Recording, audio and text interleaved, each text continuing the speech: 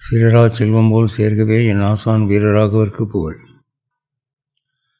அகலகில்லேன் இறையுமென்று அலர்மேல் மங்கை உரை மார்பா, நிகரில் புகழாய் உலகமூன்றுடையாய் என்னை ஆழ்வானே, நிகரில் அமரர் மணிக்கணங்கள் விரும்பும் துருவேங்கடத்தானே, புகழொன்றில் ஆடியேன் உன் அடிக்கீழ் அமர்ந்து புகுந்தேனே. இன்றைய உபயதாரருக்கு நன்றி கூறி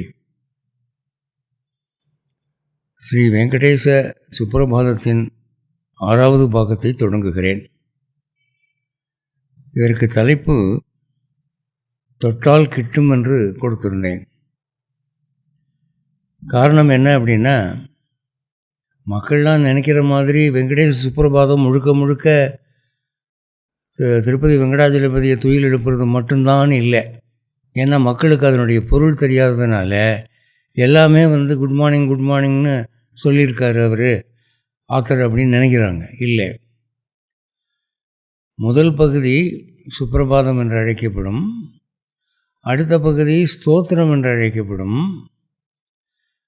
அதுக்கு அடுத்த பகுதி பிரபத்தி என்று அழைக்கப்படும். பிரபத்தி என்பது நம்மை போன்ற பக்தர்களுக்கு மிகவும் இன்றியமையாத ஒரு பகுதி. பிரபத்தினா என்ன? உன் காலில் விழுந்து கேட்குறேன், நான் கேட்குறத கொடுன்னு கேட்குறோம், சரணாகதி. அப்படி தான். இப்போது சுப்ரபாதம் பாடுறேன்னு சொல்லி வந்துட்டு திடீர்னு உன் காலில் விழுகிறேன், நான் கேட்குறத கொடுன்னு கேட்கலாமா அப்படின்னா, காலையிலே துயில் எழுப்புவது அவன் தூங்குறாங்கிறதுக்காக இல்லை. பகவானுக்கு தூக்கம் ஏது? பகவானுக்கு நைவேத்தியம் பண்ணுறது, சாப்பாடு கொடுக்கறதுங்கிறது அவனுக்கு பசி போகிறதுக்காக இல்லை. பகவான் ஹியூமனைஸ்டு பை மேன், மனிதன் தன்னை போல பகவானை நினச்சி தனக்கு இருக்கிற மாதிரி அவனுக்கு பசி, தூக்கம், அழுக்கு, ஸ்நானம் எல்லாம் இருக்குதுன்னு இவன் பாவிக்கிறான். அந்த பாவனையினாலே பகவானுக்கு இவனுக்கு ஒரு நெருக்கமான உறவு ஏற்படுகிறது, அவன் நெருங்கி வருகிறான். அது ஒரு ஷார்ட்கட், அவ்வளோதான், வேறு ஒன்றும் இல்லை. காலங்காலத்தால் ஒருத்தரை பார்த்து ஒரு ஃபேவர் கேட்குறது ரொம்ப சாதகமான விஷயம். ஒரு மனுஷனை சாயந்தரம் 5 மணிக்கு போய் பார்த்து எனக்கு அந்த ஃபேவர் வேணும்னு கேட்டிங்கன்னா, காலையிலேருந்து பல பேர் அவங்ககிட்ட ஃபேவர் கேட்டிருப்பாங்க. ஒரு 100 பேருக்கு செய்கிறேன்னு சொல்லி அவன் டயர்டாக இருப்பான், அழுத்து போயிருப்பான். நம்ம போய் கேட்டோம்னா சரி பார்ப்போம் அப்படிமா, அவ்வளோதான். ஆனால் காலங்காலத்தில் ஃப்ரெஷ்ஷாக எழுந்திருக்கிற போது முதல் பெட்டிஷனை நம்ம பெட்டிஷனை கொண்டு வச்சோம்னா உற்சாகமாக சரி என்ற மெமரியில் இருக்கும். இப்போது ஆண்டாள் திருப்பாவையில் என்ன சொல்கிறா? சிற்றஞ்சிறுகாலே வந்துன்னை சேவித்து. காலங்காத்தாலே வந்துட்டோம். எதுக்கு அப்படின்னு சொன்னால், அவள் பொற்றாமரை அடி போற்றும் பொருள் கேடாய், உன் காலில் விழுந்து கும்பிட்டு நாங்கள் ஒரு பெட்டிஷன் வைக்க வந்திருக்கிறோன்ற.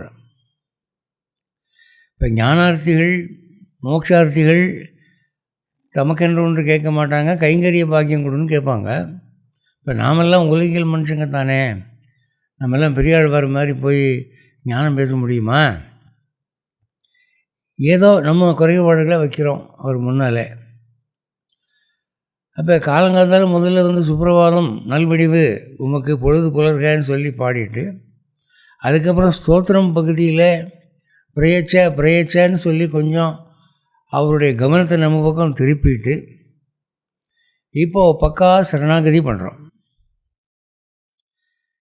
இந்த பிரபத்தி என்றால் என்ன? இது வைணவ சொல். பெரும்பாலும் இந்த சொல்லை இந்து மதத்தின் மற்ற பிரிவுகளில் பார்க்க முடியாது. வைஷ்ணவங்க தான் இதை யூஸ் பண்ணுவாங்க அதிகமாக. இது என்ன அர்த்தம் உள்ளது, இந்த வார்த்தை எப்படி உருவானது அப்படிங்கிறதெல்லாம் பார்ப்போம். ஒருத்தருடைய காலில் விழுந்து இதை செய்யுங்கன்னு கேட்குறது இருக்கே, அதுக்கு பேர் தான் பிரபத்தி. ஏன் காலில் விழணும்? இப்போது இந்த பிரபத்திங்கிற சொல்லிலிருந்து தான் பிரபத்தியே, நான் சரணடைகிறேன் அப்படின்றது வருது. இப்போ இன்றைக்கி நம்ம பார்க்க போகிற 16 ஸ்லோகங்கள்லேயும் பிரபத்தியே பிரபத்தியே பிரபத்தியேன்னு வரும். நான் சரணடைகிறேன் சரணடைகிறேன் சரணடைகிறேன்னு வரும். ஏன் காலில் விழுந்து சரணாகதி பண்ணணும்? இப்போ முகத்தை தொட்டு, இங்கே முகத்தை தொட்டு இந்த மாதிரி முகம் பிரபத்தியேன்னு சொல்ல வேண்டியதானே, அல்லது காதை தொட்டு கர்ணம் பிரபத்தியேன்னு சொல்ல வேண்டியதானே, அல்லது கண்ணை தொட்டு சக்ஷும் பிரபத்தியேன்னு சொல்ல வேண்டியதானே. ஏன் காலில் போய் விழுகிறாங்க அப்படின்னா, நீங்கள் சரணாகதி பண்ணும்போது ஒருத்தன் நிமிர்ந்து நிற்கிறான், வர பக்தன் காலில் விழுகிறான். அதில் நல்லா கவனிச்சிங்கன்னா ஒன்று தெரியும். யாருடைய காலில் விழுகிறோமோ, யாருடைய கருணை வேணும்னு பிரபத்தி பண்ணுறோமோ, அவனுடைய உடலில் லோயஸ்ட் ஆர்கன், ஆக கீழே இருக்கக்கூடிய உறுப்பு பாதம். இவன் சரணாகதி பண்ணுறானே, அவனுடைய ஹையஸ்ட் ஆர்கன் அது தலை. அவன் உடம்பில் இருக்கிற உறுப்புகளில் மிக உயரமான இடத்துல இருக்கிறது தலை. அப்போது தேவை என்று வந்திருக்கிறவனுடைய மிக மேல் உயரத்தில் இருக்கக்கூடிய உறுப்பு யாருடைய உதவியை தேடி வந்திருக்கிறானோ அவனுடைய லோயஸ்ட் ஆர்கனில் மிக கீழே இருக்கக்கூடிய உறுப்பில் போய் ஜாயின் ஆகுது. அதாவது இவன் காலில் அவன் தலை படுது. அப்போ நான் முழுக்க முழுக்க உனக்கு அடிமை, அடியேன் என்று ஆயிடுச்சு. எப்போவுமே உறுப்புகளில் கால் ரொம்ப மூன்றாம் பட்சமாக நினைக்கப்படுது. ஒருத்தர் நீங்கள் கையை தொட்டு கூப்பிடுங்க சார்னு என்னன்னு கேட்பார். ஃப்ரெண்டு பெஞ்சில் இருக்கிற ஒருத்தனை உங்கள் காலை வச்சு தொட்டு சார் கொஞ்சம் தலை மறைக்குது அப்படின்னு சொன்னால் அவன் உதைக்காமல் விடுவானா? ஏன் ஐயா, கையும் ஏன் உறுப்பு தான், காலும் ஏன் உறுப்பு தான் ஐயா.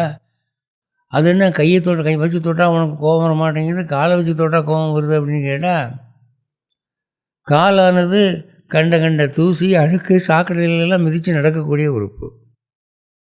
ஒரு வீட்டுக்குள்ள நுழையிற போது காலை தான் முதல்ல கழுவுவோம், முகத்தை கழுவுறது இல்லை. அப்போ மிக கீழ்நிலையிலே இருக்கக்கூடிய அழுக்கோடு சம்பந்தப்பட்ட ஒரு உறுப்பு பாதம். அதை என் தலையால் தொடுறேன் அப்படின்னு சொன்னால் என் ஆணவமெல்லாம் போச்சு, நீயே எனக்கு கதி என்று சரணடைகிறது. அதான் காலை தொடுறது அப்படிங்கிறது. சில பேர் கையை பிடிச்சிட்டு இது உங்கள் கை இல்லைங்க உங்கள் காலுன்னு நினச்சிக்கிறேன் நான் அப்படின்னு ஒரு காரியத்துக்கு அப்ளிகேஷன் போடுவாங்க. அதெல்லாம் ஃப்ராடுங்க. உண்மையிலே சரணடைகிறவன் காலை தான் தொடணும். கையை பிடிச்சிக்கிட்டு இதை உங்கள் காலுன்னு நினச்சிக்கிறேன்னா நீயே நினச்சிக்குவியா?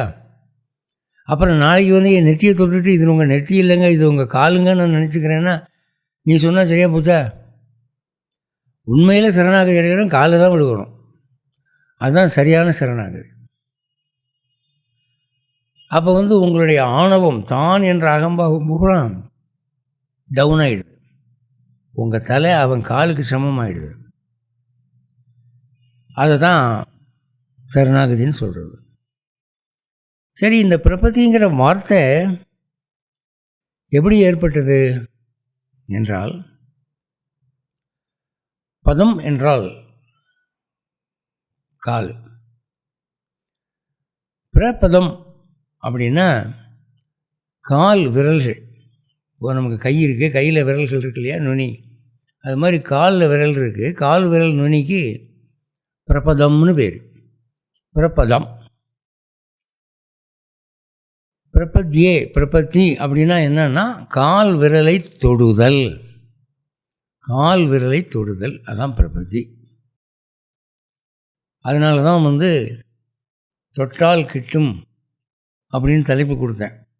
அவன் கால் விரலை தொட்டால் நீங்கள் ஆசைப்பட்ட காரியமெல்லாம் தேடி வரும், எது கேட்டாலும் சரி. சரி, கால் விரலை தொடுவது தான் பிரபத்தின்னு சொன்னேன். ஊர்லேருந்து எங்கள் அக்கா மகன் வந்திருக்கா. முறை மாப்பிள்ளை அவள் தூங்கிக்கிட்டு இருக்கிற போது ராத்திரி 2 மணிக்கு அவள் கால் விரலை போய் உருகுனா அது பிரபத்தின்னு சொல்லலாமா?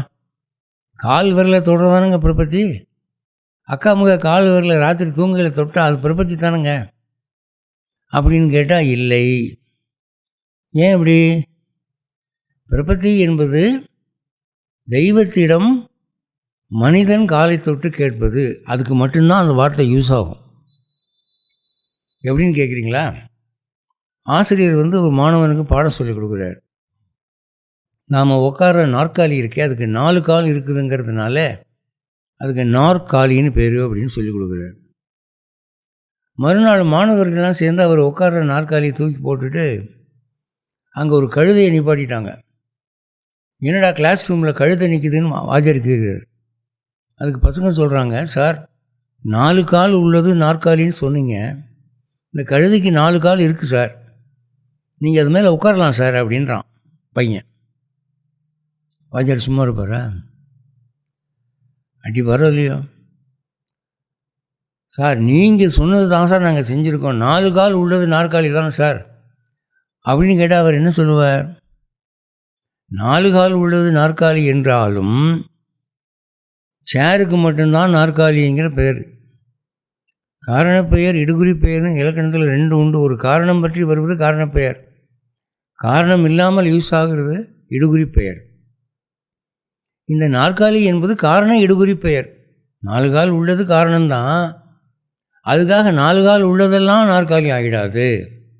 சேர் மட்டும்தான் நாற்காலி, கழுத நாற்காலி இல்லை, பன்றி நாற்காலி இல்லை, முயல் நாற்காலி இல்லை அப்படின்னு சொல்லுவார் இல்லையா? அதுபோல் பிரபத்தி அப்படின்னு சொன்னால் யார் யார் கால் விரலையே தொட்டுவிட்டு பிரபத்தின்னு சொல்லக்கூடாது, அது அபச்சாரம். பகவானுடைய கால் விரலை தொடுறது தான் பிரபத்தி, அவனுக்கு மட்டும்தான் அது பொருந்தும் இப்படின்னு பெரியவங்க சொல்லி வச்சுருக்காங்க.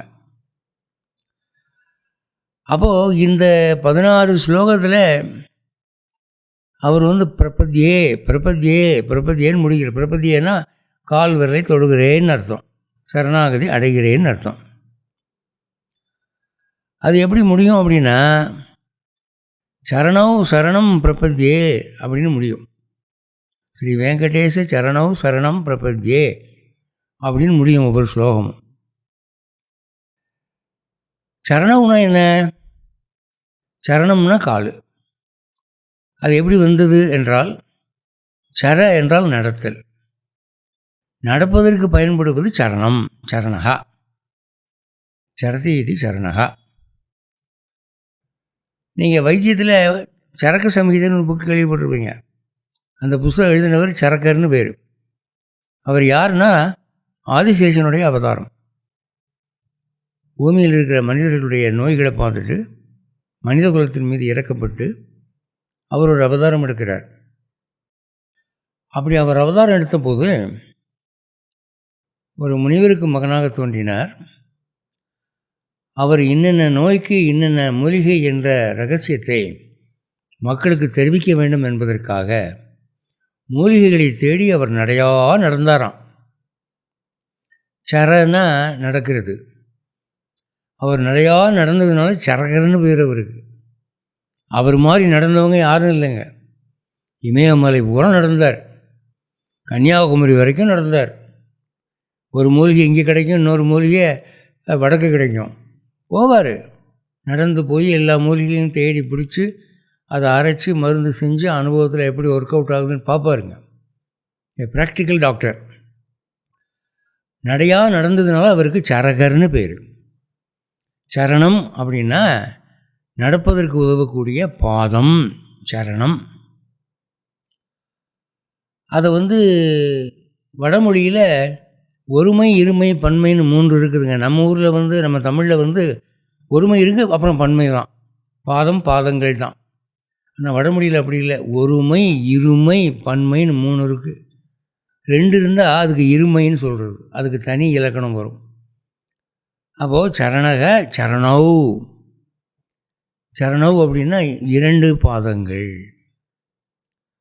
ஸ்ரீ வெங்கடேச சரணவுன்னா வெங்கடாஜலபதியினுடைய 2 பாதங்களே. சரணம் பிரபத்தியே, காலை தொடுறேன் நான். எதுக்கு தொடுறேன்னா சரணம். சரணம்னா இது சங்கர் சாணம், சரஸ்வதி சாணம் இல்லை. சரணம் என்றால் ப்ரொடெக்ஷன், பாதுகாப்புன்னு. வெங்கடாஜலபதியினுடைய பாதங்களை என் பாதுகாப்புக்காக பிரபதியே காலில் விழுந்து தொட்டு சரணடைகிறேன். இதுதான் இதுக்கு அர்த்தம். இது பின்னால் வந்த ஒரு ஸ்கூல் ஆஃப் தாட்டு தான். வேதங்களில் இது சொல்லப்படலை, யோகம்தான் சொல்லப்பட்டிருக்கு, சரணாகதி சொல்லப்படலைன்னு சில பேர் தெரியாமல் சொல்லுவாங்க. வேதத்திலே பிரபத்தி ஞாச வித்தை என்ற தலைப்பிலே சொல்லப்பட்டிருக்கிறது. ஞாச வித்தைன்னா ஒப்படைத்தல். என் பொறுப்பை முழுக்க பகவான்கிட்ட நான் ஒப்படைக்கிறேன், இனிமேல் என்னுடைய க்ஷேமம் உங்கள் கையில் தான் இருக்குது அப்படின்றது. இந்த வார்த்தை இல்லை, பிரபத்திங்கிற வார்த்தை இல்லையே தவிர ஞாச வித்தை என்ற தலைப்பிலே சொல்லப்பட்டிருக்கு. வைணவத்திலே ராமானுஜர் இந்த மார்க்கத்தை தான் காட்டி கொடுத்தார் நமக்கு. எப்பா சாமிகளா, இதுக்கு முந்தின யுகங்களில் யோகம் பண்ணலாம், மூக்கு அடைச்சிக்கிட்டு தவம் பண்ணலாம், இப்போ மனசு அடங்காது, அதனால் பேசாமல் அவன் காலில் விழுந்துருங்க. எனக்கு மனசு அடக்க முடியல, மனசு அடங்க மாட்டேங்குது, நீ தான் என்னை பார்த்துக்கணும், என்னை காப்பாற்றுன்னு சொல்லி காலில் விழுந்துருங்கன்றார். காலில் விழுகிறது சரணாகதி, சரணம் அடைவது சரணாகதி. அவன் சரணங்களை சரணமாக பற்றி அவன் முன்காலை தொடுவது பிரபதி. இப்போது இதில் வர்ற 16 ஸ்லோகத்திலையும் அந்த பிரபத்தி தான் சொல்கிறார். அதில் விதவிதமாக அவர் சொல்கிற ஆங்கிள் பார்த்திங்கன்னா, ஒரு சரணாகதி எப்படி செய்யணும், சரணாகதியுடைய இலக்கணங்கள் என்ன, எப்படி சரணாகதி பண்ணினா நமக்கு பலிக்கும் அப்படிங்கிறது புறம் புரிஞ்சுக்கிறாப்புல இருக்குது. சரணாகதியை பற்றி விளக்கி பிள்ளைலோகாச்சாரியார்னு ஒரு மகான், அவர் நிறைய 10-12 புத்தகம் எழுதியிருக்காருங்க. ஸ்ரீவச்சன பூஷணம், முமுட்சுப்படி, இப்படி நிறைய எழுதியிருக்காரு. அதனால் ரகசிய கிரந்தங்கள்னு சொல்லுவாங்க. அதை முழுக்க படிச்சிங்கன்னா உங்களுக்கு எப்படி சரணாகதி பண்ணணும், சரணாகதி பண்ணால் உடனே எப்படி டக்குன்னு நமக்கு ரிசல்ட் கிடைக்கும்னு புரியும். அதனால் இந்த வெங்கடாச்சலபதியை சரணாகதி பண்ணும்போது என்ன மனோபாவனையில் சரணாகதி பண்ணணுங்கிறத இந்த 16 ஸ்லோகங்களில் பார்க்குறோம். அவர் என்ன பண்ணுறார், பிரதிவாதி பயங்கரம் அண்ணா அவர்கள் சரணாகதி ஆரம்பிக்கிறதுக்கு முன்னால் மகாலட்சுமியை காலை பிடிக்கிறார். முதல்ல, அம்மா தாயே, நான் பெருமாள்கிட்ட போக போகிறேன், ஒரு கோபக்காரர், நீ ஒரு வார்த்தை நம்மளை பற்றி சொல்லி வை, நம்ம பையன்தான் அவன் அப்படின்னு சொல்லி கொஞ்சம் மனசை சாந்தப்படுத்துன்னு சொல்லி முதல்ல மகாலட்சுமிகிட்ட சிபாரிசு கேட்குறார். அதுதான் முதல் ஸ்லோகம். அது ஏன் இப்படி முதல் ஸ்லோகம் மகாலட்சுமிக்கு அவர் வச்சாருன்னா, அதுக்கான விளக்கத்தை பிள்ளைலோகாச்சாரியார் எழுதின முமுட்சுப்படி என்ற ரகசிய கிரந்தத்திலே 119வது சூக்தியிலே பார்க்குறோம். அதில் அவர் என்ன சொல்கிறார், பெரிய பிராட்டி யாராலே, பெரிய பிராட்டினா மகாலட்சுமி, அவள் தான் எல்லாருக்கும் மேலே இருக்கிற பெரிய நாச்சியார், பெரிய பிராட்டி. பெரிய பிராட்டியாராலே பேராகையாவது, மகாலட்சுமி மூலமாக நமக்கு காரியம் ஆகிறதுனா என்ன அப்படின்னா, இவள் புருஷகாரம் ஆனால் அல்லது இவள் சிபாரிசு பண்ணினாலே ஒழிய ஈஸ்வரன் காரியம் செய்யான். கடவுள் நமக்கு அனுகிரகம் பண்ண மாட்டான். எவ்வளோ பெரிய ரகசியம் உடைச்சி விட்றாருங்க. பல பேர் பெருமாள் கோயிலுக்கு போய் நேராக சர்ன்னு பெருமாள் சன்னதிக்கு முன்னால் போய் நின்று ஒரு கும்பிடு போட்டு வெளியே வந்துடுறாங்க. அது ரொம்ப தப்புங்க. நீங்கள் மற்ற கோவிலில் போய் என்ன பண்ணுவீங்களோ எனக்கு தெரியாது, அது அந்தந்த சாமியுடைய பக்தர்களை கேட்டுக்குங்க. பெருமாள் விஷயத்தில் முதல்ல வாசல்படி, அவர் குலசேகராழ்வாருடைய அம்சம்தான் பெருமாள் கோவில் வாசல்படி எல்லாம். அவர்கிட்ட பிரபத்தி பண்ணி, துவாரபாலகர்கள்ட்ட பிரபத்தி பண்ணி, ஜெயஸ்தம்பம் பலிபீடம் அங்கெல்லாம் நமஸ்காரம் பண்ணி சேவித்து, மகாலட்சுமி, ஆண்டாளம்மா, கருடாழ்வார், ஹனுமான் இவங்கெல்லாம் சேவித்து, ஆழ்வார் ஆச்சாரியர்கள்லாம் சேவித்து, எனக்காக எல்லோரும் சொல்லுங்கோ, நான் பெருமாளை போய் பார்க்க போகிறேன் அப்படின்னு இவ்வளவு தூரம் பீடிகை ப்ரிப்பரேஷன் பண்ணிவிட்டு, அதுக்கப்புறம் பெருமாள்கிட்ட போய், சாமி எனக்கு இதுதான் பெட்டிஷன் அப்படின்னு சொன்னதாங்க நடக்கும்.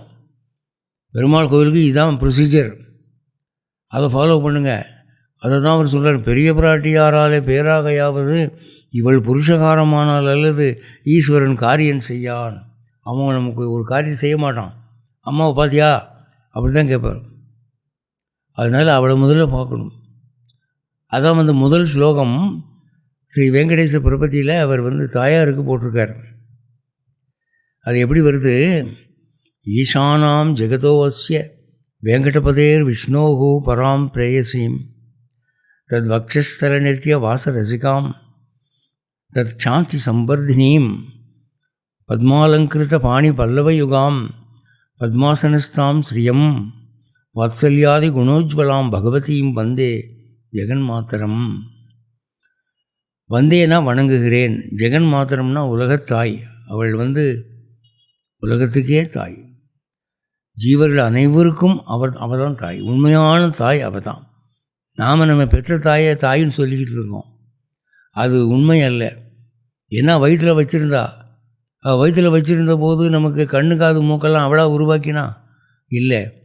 அதுக்கான இந்த பஞ்சபூதங்கள்லாம் இவ தான் கொடுத்தா, மகாலட்சுமி தான் கொடுத்து எல்லாம் செய்ய வைக்கிறாள். இவள் சாப்பிடுவா, அவ்வளோதான் பெற்ற தாய். அந்த சாப்பாடு நமக்கு ரத்தமாக மாம்சமாக மாறுனதுக்கு காரணம் அவள் தான், மகாலட்சுமி தான். அவள் தான் உண்மையான தாய். அந்த 9 மாதமும் 10 மாதமும் நமக்கு க்ஷேமத்தை செய்து நமக்கு உறுப்புகளை எல்லாம் கொடுத்து புத்தி விருத்தியாகிறதுக்கு மகாலட்சுமி தான் உதவுகிறார். அதனால் இந்த ஜெகத்துக்கே மாதா தாய் அவள், ஜெகன் மாத்தரம். இதிலிருந்து தான் இந்த விடுதலை போராட்ட வீரர்கள்லாம் வந்தே மாதரம்னு காயின் பண்ணாங்க. அதாவது இந்திய தாயை வணங்குகிறோம் அப்படின்ட்டு வந்தே மாதரம்ங்கிற ஒரு முழக்கம் இதிலிருந்து தான் ஏற்பட்டது. வந்தே ஜெகன் மாதரம், உலகினுடைய தாயை நான் வணங்குகிறேன். ஏன் வணங்குகிறேன்? ஈசானாம் ஜெகதோவஸ்ய வெங்கடபதேர் விஷ்ணோஹு பராம் பிரேயசீம். இந்த உலகத்துக்கெல்லாம் தலைவியாய் இருக்கிறாள் அவள். அவன் தலைவன் என்றால் அவள் தலைவி. வெங்கடபதேர் விஷ்ணோஹு பராம் பிரேயசீம். வெங்கடாஜலபதிக்கு பராம் பிரேயசீம் மிகுந்த பிரியமான மனைவி. மனைவிங்கிறது பேர் ஸ்தானத்தில் இருப்பாங்க. ஆனால் உண்மையிலேயே கணவனுடைய மனசில் இருக்கிறாள்னா சொல்ல முடியாது. இவள் அப்படி இல்லை. இவளுக்காக அவன் வாழ்கிறான். இவள் திருப்திக்காக உலகத்தை சிருஷ்டி செய்கிறாள். அதனால் மிகுந்த பெருமாளுடைய அன்பை பெற்றவள். தது வக்ஷஸ்தல நித்திய வாச ரசிக்காம். அவனுடைய மார்பிலே என்றென்றும் இருப்பதை ரசித்து விரும்புகிறவள். தத் சாந்தி சம்வர்தினி. சாந்தினா பொறுமை. அவனுடைய பொறுமையை வளர்த்து கொண்டே இருப்பாள். கோச்சிக்காதீங்க, நம்ம பிள்ளைகள் தான் ஏதோ தெரியாமல் செய்கிறாங்க என்று அவன் பொறுமையை ஸ்திரப்படுத்தி கொண்டே இருப்பாள். காகாசுரன் எவ்வளோ பெரிய தப்பு பண்ணினா, அவன் மார்பதை டச் பண்ணிவிட்டான். அப்போது ராமன் அவன் மேலே பிரம்மாஸ்திரம் தொடுத்த போது அந்த அஸ்திரத்தினுடைய விரட்டுதலை தாங்க முடியாமல் அவன் பல உலகங்களுக்கு போய் சரணடைஞ்சு பிழைக்க வழி இல்லாமல் திரும்பி ராமன் காலில் விழுந்தான். அப்போது ராமன் கோபம் தனியிலே. அப்போ சீதாதேவி, அவள் தானே மகாலட்சுமி சீதாதேவி. சரி போகிறான் பாவம் ரொம்ப இழைச்சி போயிட்டான், விட்டுருங்கோ அப்படின்னு சொல்லி அவள் ஒரு வார்த்தை சொல்ல போய் காகாசுரன் பிழைச்சி போனான். இல்லாட்டி உயிர் போயிருக்கும். ஆனால் ராமனும் சீதையும் ஒன்றா இருக்கிற நிலைமையிலே அவன் பிழைத்தான். அவங்க 2 பேரையும் பிரித்தான் ராவணன். அவன் 10 தலையும் போச்சு. அவனுக்காக சிபாரிசு பண்ணுறதுக்கு ஆள் இல்லை என்று வைஷ்ணவ கிரந்தம் சொல்லுகிறது. தத் சாந்தி சம்வர்தினியும். அவன் உள்ளத்தில் பொறுமையை வளர்த்து கொண்டிருக்கிறவள். பத்மாலங்கிருத்த பாணி பல்லவயுகாம். கைகளில் தாமரை வச்சுருப்பா. அவள் கையெல்லாம் எப்படி இருக்குதுன்னா தளிர்கள் போல் இருக்குது, மென்மையாக இருக்குது. அப்படிப்பட்ட கை. பத்மாசனஸ்தாம். அவள் தாமரை மீது அமர்ந்திருக்கிறாள். தாமரைகளை கையில் ஏந்தி இருக்கிறாள். அவள் கையே தளிர் போல இருக்கிறது. ஸ்ரீயம் திருமகளே. வாத்சல்யாதி குணோஜ்வலாம். அவளுக்கு இருக்கிற நல்ல குணங்கள். வாத்சல்யம் இருக்குது, கருணை இருக்குது, பொறுமை இருக்குது, கேட்டு கொடுக்கறது, கேட்காம கொடுக்கறது, இப்படி பல நல்ல குணங்கள் அவகிட்ட இருக்குது. பகவதி, பகவானுக்கு எப்படி 6 குணம் இருக்கோ அதுபோல் அவளுக்கும் 6 குணம் இருக்குது. ஞானம், பலம், வீரியம், தேஜஸ், ஐஸ்வர்யம், சக்தி என்ற 6 குணங்கள் அவளுக்கு இருக்குது. அப்படிப்பட்ட அவளை வந்தே ஜெகன்மாத்திரம், அந்த உலகத்தாயை நான் வணங்குகிறேன் என்று முதல் பிரபத்தி மகாலட்சுமிகிட்ட பண்ணிவிட்டு 2லிருந்து பெருமாளுக்கு பண்ணுறார். 2வது ஸ்லோகம், ஸ்ரீமன் கிருபாஜலநிதே ஸ்ரீத சர்வலோக சர்வஜ சக்த நதவத்சல சர்வசேஷின் சுவாமின் சுஷீல சுலப ஆசிரித பாரிஜாத்த ஸ்ரீ வெங்கடேச சரணவ் சரணம் பிரபத்யே.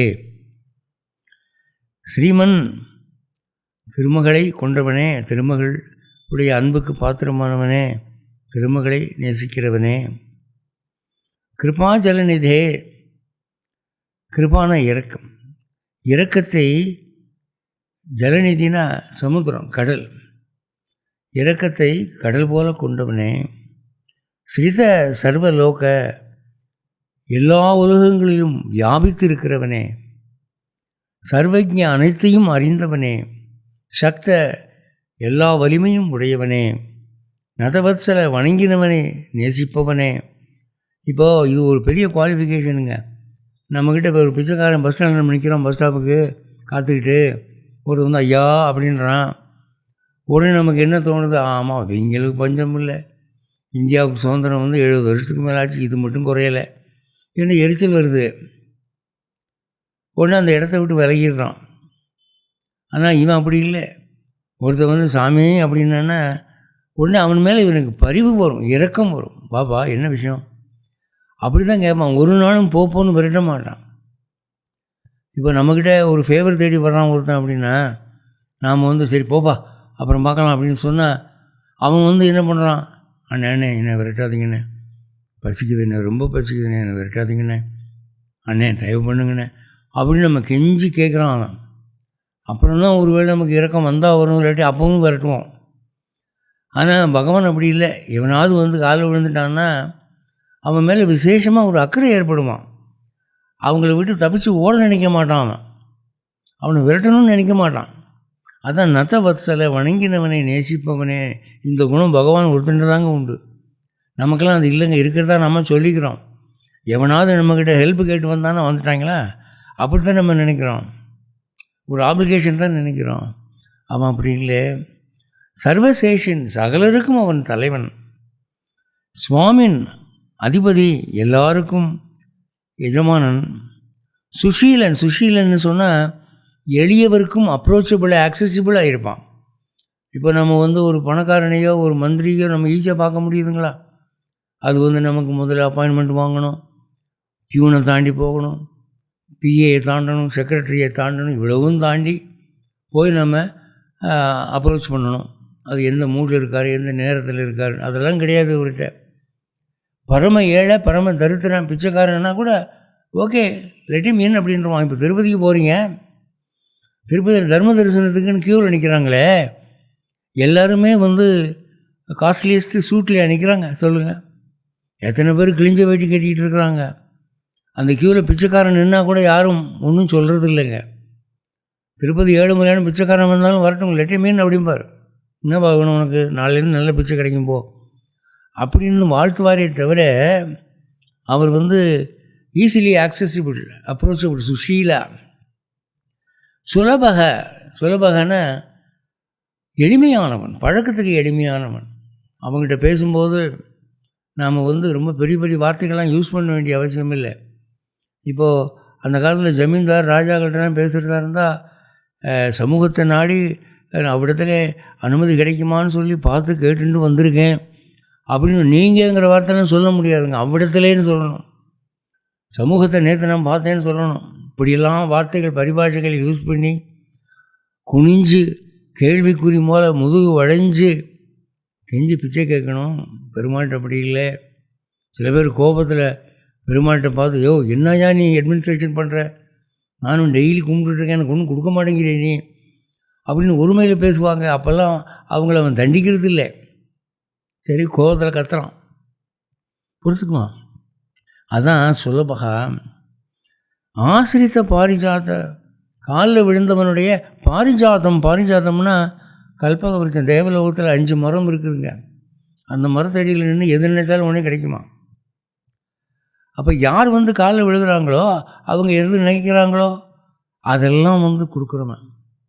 அதாவது நீங்கள் இப்போ திருப்பதியில் போய் பெருமாள்கிட்ட வாயால் கேட்கணுங்கிற அவசியம் கிடையாது. நீங்கள் லிஸ்ட் எழுதி போய் வாசிக்கணுங்கிற அவசியம் கிடையாது. நீங்கள் வந்து சும்மா வாயை மூடிக்கிட்டு மனசால் நினச்சா போதும். ஏழுமலையான முன்னால் நின்று வீட்டில் இருக்கிற படத்தில் கும்பிட்டா கூட போதும். அப்பா பார்த்துக்க, என் சமாச்சாரம் உனக்கு தெரியும், நான் எல்லாத்தையும் எடுத்து சொல்ல வேண்டிய அவசியம் இல்லை, பார்த்துக்க வரேன் அப்படின்னு சொன்னால் கூட போதுங்க. நாம் என்ன சொல்ல நினைக்கிறோமோ அதெல்லாம் கரெக்டாக அவன் செஞ்சிருவான். நம்ம சொல்லாமல் விட்டதை கூட செஞ்சிருவான் மனசு இருந்தால். அப்படிப்பட்டவன். அதனால தான் ஆசிரியத்தை பாரிஜாத்தன்ற ஸ்ரீ வெங்கடேச சரணவ் சரணம் பிரபதியே. திருப்பதி ஏழுமலையானுடைய 2 பாதங்களே நான் சரணடைகிறேன். 3 ஆனூபரார்ப்பித சுஜாத சுகந்தி புஷ்ப சௌரபிய சௌரபகரௌ சமசன்னிவேஷௌ சௌமியௌ சதா அனுபவனே அப்படி நவ அனுபாவியௌ ஸ்ரீ வெங்கடேச சரணவ் சரணம் பிரபதியே. வெங்கடேஷா, ஆனூப்புர அர்ப்பித்த நூப்புரம்னா சிலம்பு, நூப்புர கங்கைன்னு அழகர் கோயிலில் சொல்லுவாங்க. ஆனூப்புரம்னா சிலம்பு வரை அர்ப்பித்த காணிக்கையாக செலுத்தப்பட்ட சுஜாத சுகந்தி புஷ்ப உயர்ந்த ஜாதி வாசனை உள்ள பூக்கள் அங்கே இருக்கும். திருப்பதி பெருமாளுடைய திருவடிகளை தேவர்கள் வந்து சமர்ப்பிக்கிற புஷ்பங்கள் மலையாக குமிஞ்சிருக்கு. அது அவன் சிலம்பெல்லாம் மறையிற வர இருக்குது. ஆனூப்புரா அர்ப்பித்த சுஜாத சுகந்தி புஷ்ப சௌரபிய சௌரபகரவ், அந்த பூக்களுடைய மனங்கள், நல்ல மனத்தை கூட்டக்கூடிய மனமுள்ள பாதங்கள்ங்கிறார். அந்த பூக்களுடைய மனத்தினாலே இவன் பாதம் வந்து மனம் பெறலையாம். இவன் பாதத்தினுடைய நறுமணத்தினாலே பூக்கள் நறுமணம் பெறுதாங்க. அதான் சௌரபிய சௌரபகரவ் சமசன்னிவேஷோ. சமசன்னிவேஷம்னா 2 காலம் ஒரே மாதிரி சமமாக இருக்கும். இடது காலம் வலது காலம் ஒரே மாதிரி அமைப்பாக இருக்கும். நீங்கள் கண்ணாடியில் போய் உங்கள் முகத்தை பாருங்கள். உங்கள் வலது கண் மாதிரி இடது கண் இருக்காதுங்க. உங்கள் வலது மூக்கு மாதிரி இடது மூக்கு இருக்காதுங்க. வலது காது மாதிரி இடது காது இருக்காதுங்க. கொஞ்சம் கூட குறையதான் இருக்கும், கோணமானலாம் இருக்கும். இது ஒரு மாதிரி இருக்கும், அது ஒரு மாதிரி இருக்கும். ரொம்ப வேணாம், இந்த 2 கையும் சேர்த்து வைங்க, இப்படி பிரித்து பாருங்கள். வலது கை மாதிரி இடது கை இருக்காதுங்க. எந்த மனிதனுக்கும் வலது பாகம் மாதிரி இடது பாகம் இருக்காதுங்க. இது ஒரு மாதிரி அது ஒரு மாதிரி இருக்கும். அதாவது அஷ்டவக்கரன்னு ஒரு முனிவர் இருந்தார். அவர் உடம்புல 8 வளைவு இருக்குமா. அது மாதிரி நமக்கு பேர் வைக்கிறதா இருந்தால் சகசரவக்கரன்னு பேர் வைக்கிறேங்க. 1000 கோணல். நம்ம உடம்புல ஏதாவது ஒன்று உருப்படியாக இருக்குங்களா சொல்லுங்கள். அந்த உடம்பை தான் நம்ம ஏகப்பட்ட மேக்கப் பண்ணி கண்ணாடிக்கு முன்னாடி நின்று இப்படி பார்க்குறோம் அப்படி பார்க்குறோம். இந்த கோண உடம்புக்கு நமக்கு இவ்வளோ தூரம் மெயின்டெனன்ஸ் பண்ணி பார்க்குறோம். ஆனால் பெருமாளுடைய உடம்பில் வலது பாகம் இடது பாகம்னு பிரித்தா 2ம் கரெக்டாக ஐடென்டிக்கலாக இருக்கும். இந்த கண்ணு மாதிரி தான் இருக்கும் அந்த கண்ணு. நீங்கள் சினிமாவில் மேக்கப் போடுறோமே, உங்களை முதன்னு பார்த்த உடனே என்ன சொல்லுவான், உங்கள் வலது கண்ணு இடது கண்ணோட சிறுசாக இருக்குது, அதனால் மை வந்து இது அதிகமாக போடணும்.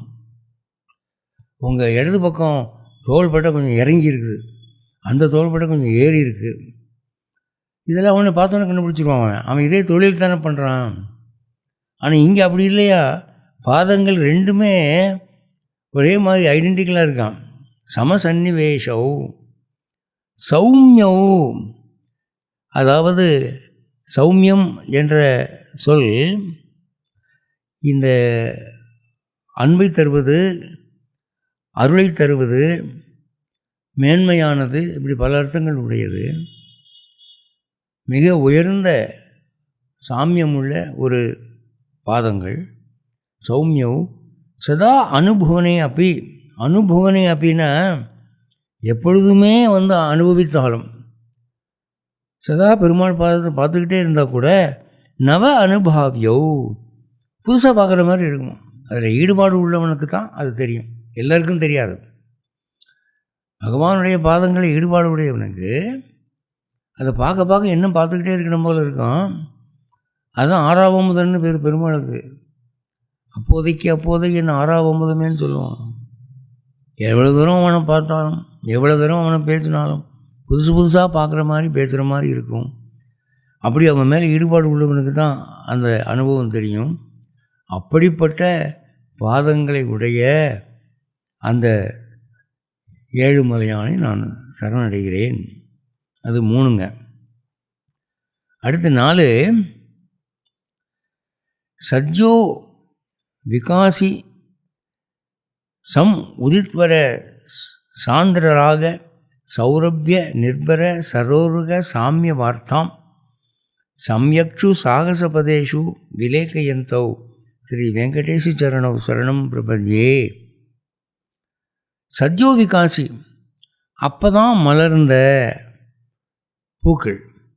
அதாவது பெருமாளுக்கு ஃப்ரிட்ஜில் வச்சு 2 நாள் மெயின்டைன் பண்ணி கொண்டு வர பூவை போடக்கூடாது. பூக்களை செடியிலேருந்து பறிக்கிற போது 4 மணிக்கு பறிச்சிங்கன்னா 4:02க்கு போனவங்க போட்டுடணும். அதை ப்ரிசர்வ் பண்ணால் அதுக்கு பழசாயிடும். வண்டுகள் கடிக்கிறதுக்கு முன்னால், அணில் கடிக்கிறதுக்கு முன்னால் எடுக்கணும்.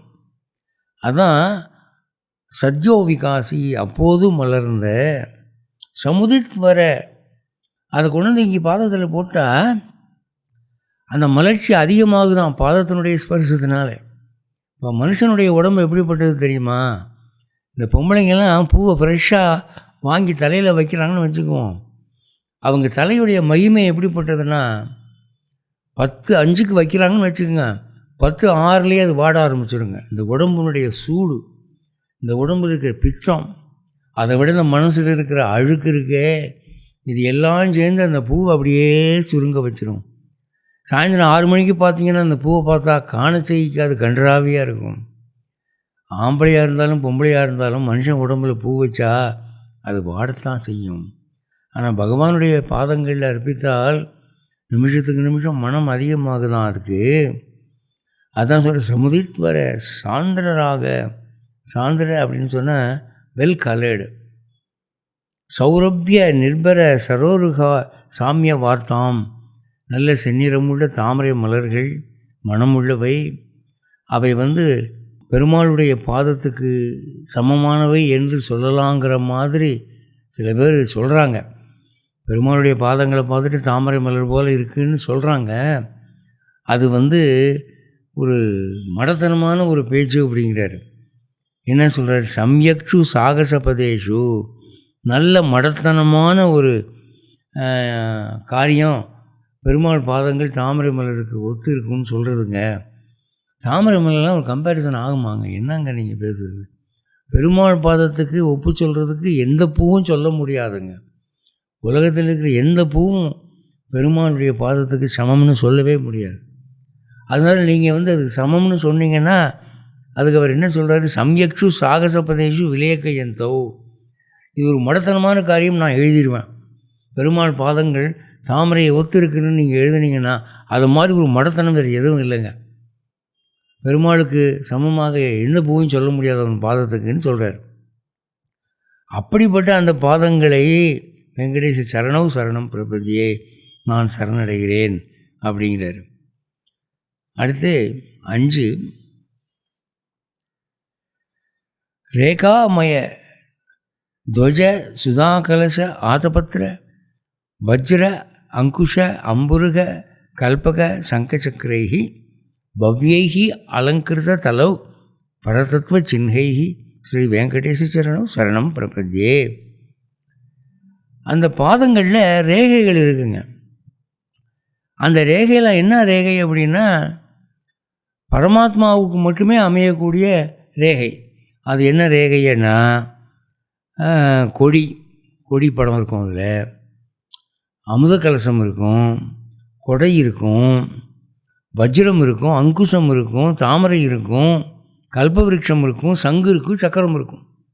இவ்வளவு படம் அந்த பாதத்தில் இருக்குமா? கைரேகை பார்க்குற போது கூட சொல்லுவாங்க, உங்களுக்கு தாமரை பூ இருக்குது, உங்களுக்கு சங்கு இருக்குது, சக்கரம் இருக்குது, நீங்கள் பெரிய பணக்காரன் ஆவீங்க அப்படின்லாம் சொல்லுவாங்க. சில மனிதர்களுக்கு அது இருக்கும். அந்த காலத்தில் ராஜாக்களுடைய கையெல்லாம் பார்த்திங்கன்னா அது இருக்கும். சங்கு மாதிரி வடிவம், தாமரை மாதிரி வடிவம், இதெல்லாம் ஒரு சேர பெருமாளுடைய பாதங்கள் இருக்குது. அது ஏண்டானா அவன் பரமாத்மா, அதனால காட்டுது அப்படி. அதான் சொல்கிறாரு, இத்தனை ரேகைகள் அமைந்த அந்த பாதங்களை நான் சரணடைகிறேன். அதாவது பகவான் தான் முழுமுதற் கடவுள். அவனால் முடியாதது எதுவும் இல்லை. நம்ம பாவங்களே அவன் மன்னிச்சிருவான். அவனால் தர முடியாத எதுவும் இல்லை. நம்ம கேட்குறது எல்லாத்தையும் கொடுப்பான். இப்போ துருவனுக்கு கொடுத்தானே ஒரு வரம், என்ன இதுவரைக்கும் இல்லாத ஒரு பதவி, பிரம்மா பதவியை விட உயர்ந்த பதவி எனக்கு வேணும்னு கேட்டால் கொடுத்துட்டான்ல. ஸோ அவனால் முடியாததுன்னு ஒன்று கிடையாது. கான்ஸ்டியூஷனுக்கு அப்பாற்பட்டதை கேட்காதீங்க அப்படின்னு கோர்ட்டில் சொல்லிடுவாங்க. சுப்ரீம் கோர்ட்டுக்கு போனீங்கன்னா, அதான் அதிகபட்ச பெரிய கோர்ட்டு இந்தியாவில். அவங்க கூட என்ன சொல்லுவான், கான்ஸ்டியூஷனுக்கு உட்பட்டு தான் நாங்கள் செய்ய முடியும், எங்கள் இஷ்டத்துக்கு ஒன்றும் செய்ய முடியாது அப்படின்னு சொல்லிவிடுவாங்க. அது மாதிரி பெருமாள் சொல்லுவானா அப்படின்னா கிடையாதுங்க. கான்ஸ்டியூஷன் ஒன்றும் கிடையாது, அவன் கட்டுப்பட்டவன் இல்லை. எது வேணாலும் கேட்கலாம். பிரம்மாவுடைய பதவிக்கு மேலே ஒரு பதவி வேணும்னு கேட்டான், துருவன் கொடுத்துட்டான். ஆனால் நாளைக்கு நீங்கள் துருவனுடைய பதவிக்கு மேலே ஒரு பதவி வேணும்னு கேட்டால் கொடுத்துருவான். தகுதி வேணும் உங்களுக்கு, அதான் விஷயம். அதனால தான் இந்த ரேகைகளை பற்றி சொல்கிறார். பரமாத்மாட்ட போய் கேட்குற போது இதெல்லாம் அவன்கிட்ட கேட்கலாமா, கொடுப்பானா மாட்டானா சந்தேகமே வேண்டாம். சந்தேகம் தான் கெடுக்கிறது. கொடுப்பாங்கிற ஒரு உறுதிப்பாடு வேணும், கிடைக்கும் அப்படிங்கிற ஒரு நம்பிக்கை. இப்போ திரௌபதிக்கு ஒரு நெருக்கடி வந்தது, சேலையை பிடிச்சி அவுக்கிறாம. அப்போ கிருஷ்ணா என்னை காப்பாற்று, இங்கே இருக்கிற யாருடைய மனசுக்குள்ளேயாவது நீ புகுந்து வீரத்தை கொடுத்து என்னை காப்பாற்று, அவனை அடித்து போடு அப்படின்னு அவங்க நினைக்கல, கேட்கல. அவன் என்ன சொன்னான், எனக்கு இப்போ சேலையை அவுக்கிறான், என்னை காப்பாற்று, அவ்வளோதான். இந்த நிலைமையில் அவன் அங்கேயே உட்காந்துருக்கான். கிருஷ்ணன் அங்கேயே இருக்கான், ராஜ்யசபையில் இருக்கான். இல்லை அந்த ஊர்லையாவது இருக்கானா, இல்லையே. அவன் வேறு ஒரு ஊரில் இருக்கான். அப்படி இருந்தாலும் அவனை கூப்பிட்டா எனக்கு காரியம் நடக்கும்னு அவர் நினைச்சா. நம்ம யாருக்கும் அந்த தைரியம் வராதுங்க. அதான் பிரபத்திக்கு திரௌபதி விசுவாசம்னு ஒரு பேர் சொல்லுவாங்க, திரௌபதி வித்தைன்னு. அவளுக்கு வந்த ஒரு விசுவாசம் அவளுக்கு முன்னாலேயும் யாருக்கும் வரல, அவளுக்கு பின்னாலேயும் யாருக்கும் வரல. இப்போ இன்றைக்கி நம்ம வேட்டையை ஒருத்தன் பிடிச்சி அவங்கறான்னு வச்சுக்கோம், நம்ம ஒன்று 2 கையும் தூக்கி மேலே தலைமையில் வச்சுட்டு கிருஷ்ணா அப்படின்னு நான் கூப்பிடுவோம்.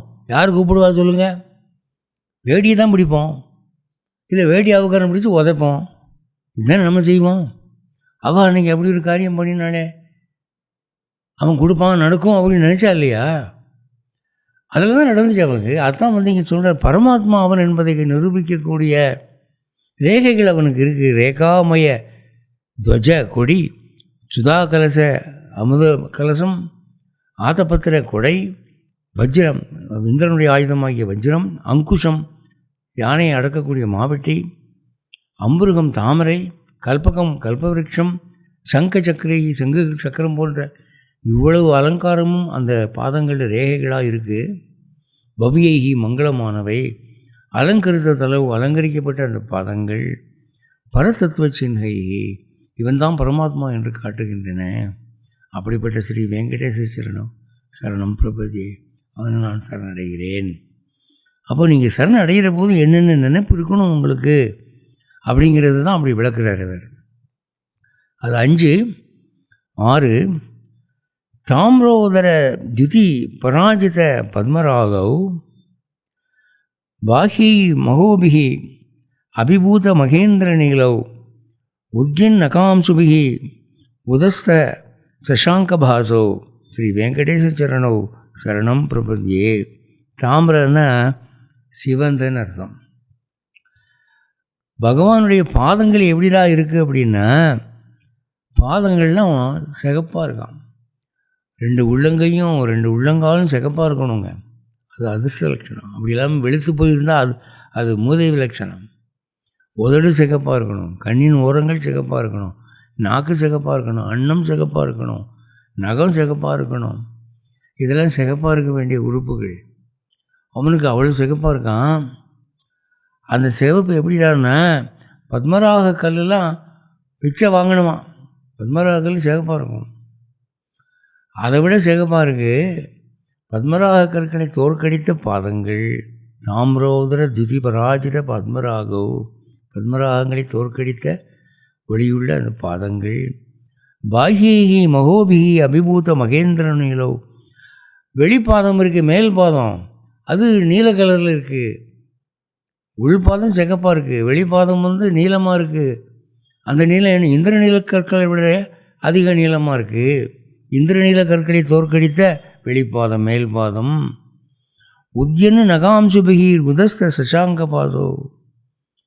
அடுத்தாப்பில் நகங்கள்லாம் எப்படி இருக்கிறான்னா நல்ல வெண்மையும் செம்மையும் கலந்த சந்திரனுடைய ஒளியை விட, சந்திரகாந்தியை விட அதிகமான ஒளி தரக்கூடிய நகங்கள் உத்யன் நகம் அப்படின்ற. உத்யன்னு நல்ல மேலே ஓங்கின நகங்கள். நகம் இப்படி அழுந்தி குழிவாக இருக்கக்கூடாது, கான்வெக்ஸாக இருக்கணும். மெனிஸ்கஸ் நல்லா இப்படி மேலே இருக்கணும். அதுதான் அதிர்ஷ்ட லட்சணம். அப்படி மேல் நோக்கி வளைந்திருக்கிற அந்த நகங்கள் உதஸ்த சசாங்க பாசு, சந்திரகாந்த ஒளியை தோற்கடித்த அந்த மாதிரி நகங்கள். அப்படிப்பட்ட ஸ்ரீ வெங்கடேச சரணம் பிரபதியே, அவனுடைய பாதத்தை நான் வணங்குகிறேன், சரணடைகிறேன்கிறார். ஒருத்தர் காலை தொட்டு கும்பிட்றோன்னா அந்த பாதம் பார்க்குறதுக்கு நல்லா இருக்க வேண்டாமா? சில பேர் பாத பூஜை பண்ணுறேன்னு சொல்லி யாரோ ஒருத்தருக்கு போய் பாத பூஜை பண்ண போயிட்டாங்க. போனால் அவங்க பாத பூஜை பண்ண ஆரம்பித்து தண்ணி பாலெலாம் ஊற்றி கழுவுற போது தான் தெரியுது அது ஆக நாட்டம் எடுத்த கால், மகா அழுக்குள்ள கால். அவன் எந்த சேறு சகதியிலாம் போய் நடப்பானோ தெரியல, ஒரே பித்த வெடிப்பும் புண்ணுமாக இருக்குது. இதுக்கு போய் பூஜை பண்ணக்கூடிய தலையில் தான் ஆண்டவன் நமக்கு எழுதி வச்சானே என்று நொந்து போகும்படி இருக்கும். அப்படி இல்லை, இங்கே இவன் பாதங்கள் ரொம்ப உயர்ந்தவையாக இருக்கின்றன என்று சொல்கிறார். அது 6. அடுத்து 7. சப்ரேம பீதி கமலாகர பல்லவாபியாம் சம்வாகனே அப்படி சபதி கிளமம் ஆதுதானோ காந்தா அவவாங் மனச கோச்சர சௌகுமாரியோ ஸ்ரீ வெங்கடேச சரணம் பிரபந்தியே. இந்த மகாலட்சுமி அந்த காலை பிடிச்சி விடும்பார். அப்படி பிடிச்சி விடும்போது அன்போடு பிடிச்சி விடுவா, அச்சத்தோடு பிடிச்சி விடுவாளாம். என்ன அச்சம்னா, இவ்வளோ மென்மையாக இருக்கே, நம்ம முரட்டுத்தனமாக பிடிச்சோம்னா அது சிவந்துட போகுது, அது காயப்பட போகுதுன்னு பீதியில் அவள் பிடிப்பாளாம். அதான் பிரேம பீதி. பிரேமேனா அன்பு, அன்போடு பிடிக்கிறா, அச்சத்தோடையும் பிடிக்கிறா. கமலா கர பல்லவாபியாம். கமலான மகாலட்சுமி. மகாலட்சுமி கரமாகிய தளிர்களாலே அதை பிடிக்கும்போது அன்போடு அச்சத்தோடு பிடிக்கிறா. சம்பாகனே அப்படி அடித்து விட்டால் கூட சபதி உடனே கிளமும், அது வாட்டம் அடைகிறதாம் அந்த பாதங்கள். கிளமும் ஆததானோ, அந்த பாதம் வாட்டத்தை அடைகிறது. ரொம்ப செல்வமாய் வளர்க்கப்பட்ட சில பெண்கள் ஆண்கள் இருப்பாங்க. அவங்க கட்டாந்தரையில் நடந்திருக்க மாட்டாங்க, வெயிலில் போயிருக்க மாட்டாங்க, கடுமையான பொருள்களை தூக்கியிருக்க மாட்டாங்க. அவங்க கையை பிடிச்சி குலுக்குனா ரோஜாப்பூ மாதிரி இருக்கும். அவங்க பாதம் கொஞ்சம் வெயில் நடந்தால் செவந்து போயிடும். அந்த தோல் அவ்வளோ சுகுமாரமாக இருக்கும். அதான் ராமானுஜர் காவிரியில் இந்த குளிச்சுட்டு வரும்போது அவருடைய எதிர திருக்கோஷ்டியூர் நம்பிகள் அவர் வர்றார். அவரை நோக்கி, அவரை பார்த்த உடனே ராமானுஜர் அப்படியே நெடுஞ்சாங்கடையாக விழுந்து கும்பிட்டார். காலையில் மணி 11:30, மத்தியானம் உச்சி வேளை. அந்த காவேரி மண்ணெல்லாம் அப்படி சூடேறி போய் கிடக்கு. அந்த உஷ்ணமான ஒரு மண்ணில் போய் குருவாச்சேன்னு சொல்லி ராமானுஜர் விழுந்துட்டார்னா அந்த ராமானுஜருடைய உடம்பு எப்படிப்பட்ட உடம்புன்னா ரோஜாப்பூ மாதிரி இருக்கும், ரொம்ப சாஃப்டாக ரோஸாக இருக்கும். அந்த வெயிலில் அவர் படுத்து கிடக்கிறாரு. அந்த உஷ்ணம் தாங்காமல் அவர் உடம்பெல்லாம் செவந்துருச்சு, செவன்னு செவந்துருச்சு. அப்போ ஒருத்தர் நமஸ்காரம் பண்ணும்போது போதும் எழுந்துருன்னு சொல்லுவாங்க பெரியவங்க. அப்படி சொன்ன பிறகு தான் விழுந்தவன் எழுந்திருக்கணும், அதுதான் முறை. திருக்கோஷ்டியூர் நம்பி அப்படி சொல்லலை. அதனால ராமானுஜர் எழுந்திருக்கலை, படுத்தே கிடக்கிறாரு. படுத்து கிடக்கிறாருன்னா சூடு ஏறுது, உடம்பு வெந்து போகுது. அதை பார்த்த உடனே அங்கே இருக்கிற சீடர்களுக்கெல்லாம் கோபம் வருது. என்ன இந்த திருக்கோஷ்டியூர் நம்பிகள் இவ்வளவு மென்மையான ரோஜாப்பூ உடம்பு இப்படி வெயிலில் வாடுறதை பார்த்துக்கிட்டு எழுந்துருன்னு சொல்ல மாட்டேங்கிறாரே அப்படின்னு எல்லாம் மனசுக்குள்ளே கோவப்படுறாங்க. ஆனால் ஒருத்தருக்கு மட்டும் கோபம் பொத்துக்கிட்டு வந்துருச்சு. அவர் என்ன பண்ணார், திருக்கோஷ்டி நம்பிட்ட, என்ன சுவாமி இப்படி கருணை இல்லாமல் இருக்கிறீர், அந்த உடம்பு எவ்வளோ சுக்குமாரமான உடம்பு, வெயிலில் கிடக்கிறார், எழுந்துருன்னு சொல்லக்கூடாதா அப்படின்னு கோபமாக கடிஞ்சிட்டார். யார், திருக்கோஷ்டியூர் நம்பி ராமானுஜருக்கு ஆச்சாரியர், அவரை போய் கடிஞ்சிட்டார் இவர். அவர் இப்படி கோபமாக பேசின உடனே திருக்கோஷ்டியூர் நம்பிக்கு சிரிப்பு வந்துடுது. அவர் தோளை தட்டி கொடுத்து ராமானுஜரை போய் எழுந்திருப்பா அப்படின்னு சொல்லிட்டு, இவ்வளவு தூரம் ராமானுஜர் மேலே யாருக்கு பிரியம் இருக்குதுன்னு டெஸ்ட் பண்ணுறதுக்காக தான் டிலே பண்ணேன். எல்லோரும் வாயை மூடின்னு இருந்தா, நீர் மட்டும் ஆச்சாரிய அபச்சாரம் ஆனாலும் பரவாயில்ல, நமக்கு கெட்ட பேர் வந்தாலும் பரவாயில்ல, நரகத்துக்கே போனாலும் பரவாயில்ல, ராமானுஜர் இருந்து கஷ்டத்துலேருந்து காப்பாற்றணும்னு நினச்சி என்கிட்ட சண்டை போட்டியர். இப்படி ஆளைத்தான் நான் தேடுறேன். இனிமேல் நீர் தான் அவருக்கு பர்சனல் குக்காக இருந்து சமையல் வேலையெல்லாம் பார்த்து தெளிகை பண்ணி அவருக்கு சாப்பாடு போடணும். ஏன்னா எல்லார்ட்டையும் போனால், அவன் உஞ்சவருத்திக்கு போனால் அவன் அரிசி போடணும்னு சொல்லி விஷத்தை கொடுக்குறான் கேள்விப்பட்டேன். அதான் கிளம்பி வந்தேன் நான். ஒரு தகுந்த ஆள் அவருக்கு நம்பகமான சமையல்காரர் வேணும். அதை எப்படி கண்டுபிடிக்கிறது, யாரை நம்பி இதை ஒப்படைக்கலான்னு அப்படின்னு நான் யோசனை பண்ணிட்டு வந்தேன். அந்த டெஸ்ட்டில் நீர் தேறிட்டீர், நீர் தான் அவருக்கு இனிமேல் பர்சனல் குக்குன்னு சொல்லி சொன்னார்னு ஒரு வரலாறு இருக்குது. அது எதுக்காக சொல்ல வர்றேன்னா, இந்த பாதங்கள் அவருக்கு அவ்வளவு சிகப்பாக அவ்வளவு மென்மையாக இருக்குமா, அதை மகாலட்சுமி பிடிக்கும்போது ஐயோ ஹார்ஷாக பிடிக்கிறோமோ, இது ஏன் இப்படி வாடி போகுது உடனே அப்படின்னு அந்த அம்மா வருத்தப்படுறாங்களாம். அப்படிப்பட்ட பாதங்கள், அந்த பாதங்களை நான் சரணடைகிறேன் அப்படிங்கிறாரு. திருப்பதி பெருமாளுடைய பாதங்களை இவ்வளவு ரசித்த ஒரு கவிஞரை நீங்கள் பார்க்க முடியுமா? இப்படி ஒரு பாட்டை எங்கேயாவது பார்த்துருக்கீங்களா? இதை சொல்லி நீங்கள் சரணாகதி பண்ணும்போது பெருமாள் உங்களை விட்டுருவாரா? யோசிச்சு பாருங்க. இந்த வேங்கடேச சுப்பிரபாதத்தில் ஒவ்வொரு ஸ்லோகமும் மணிமணியாக ரத்தனமாக இருக்குது. ஆனால் நாமெல்லாம் அதனுடைய பொருள் உணராமல் ஏதோ மெக்கானிக்கலாக சொல்லிக்கிட்டு இருக்கோம், அல்லது கேசட்டை தட்டி விட்டு பாட்டு கேட்டுக்கிட்டு இருக்கிறோம். அதில் எவ்வளவு அர்த்தம், எவ்வளவு ஆழம், காதில் கேட்டால் கண்ணில் தண்ணி வருதே, அப்படி பாட்டுகளில் இதெல்லாம். அதுக்காக சொன்னேன். அதை 7 பார்க்குறோம். காந்தா வவாங் மனச கோச்சரன்றார். அதாவது இந்த வாங் மனச கோச்சரம்னா வாயினால் சொல்லக்கூடியது, மனசினால் சிந்திக்கக்கூடியது. அவாங் மனச கோத்திரா அப்படின்னா வாயினால் சொல்ல முடியாது, மனசினால் நினைக்க முடியாது, அவ்வளவு மென்மை உள்ளதான். அவாங் மனச கோச்சர சௌகுமாரியோ, அவ்வளவு மென்மையான, மனசினால் சிந்திக்க முடியாது, வாயினால் சொல்ல முடியாது, அப்படிப்பட்ட காந்தா அழகிய பாதங்கள். அந்த பாதங்களை நான் சரணடைகிறேன். வெங்கடேச சரணவ் சரணம் பிரபதியே. அது 7.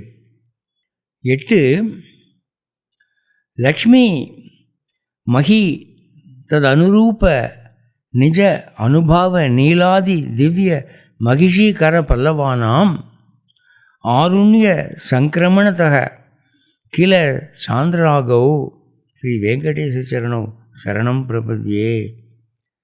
லக்ஷ்மினா மகாலட்சுமி, மகினா பூமாதேவி. பூமாதேவியும் மகாலட்சுமியும் காலை மாறி மாறி பிடிக்கிறாங்களாம். ஏன்னா இந்த அம்மாவுக்கு கால்வலி கை வலிக்குதுங்கிறதுக்காக சேஞ்ச் ஆஃப் டியூட்டி இல்லை, எனக்கு ஒரு வாய்ப்பு கொடுங்க, நீங்களே மட்டுமே கால் அமைக்க விட்டுருங்க, எப்படி நானும் அமுக்க வேண்டாமான்னு சொல்லி பூமாதேவி அந்தம்மா ஒரு கால் இந்தம்மா ஒரு காலுங்கிற போது மற்ற தேவிகள் நீலாதேவி இந்த நப்பி பிராட்டின்னு சொல்கிறோம், இவங்கெல்லாம் எங்களுக்கு நாங்கள் அமுக்க வேண்டாமா அப்படின்னு சொல்லி எல்லோரும் அமுக்குறாங்களா. லக்ஷ்மி மகி தத் அனுரூப நிஜ அனுபாவ, அவங்களுக்கு சமமான மற்ற தேவிகள் நீலா ஆதி திவ்ய மகிஷிகள்.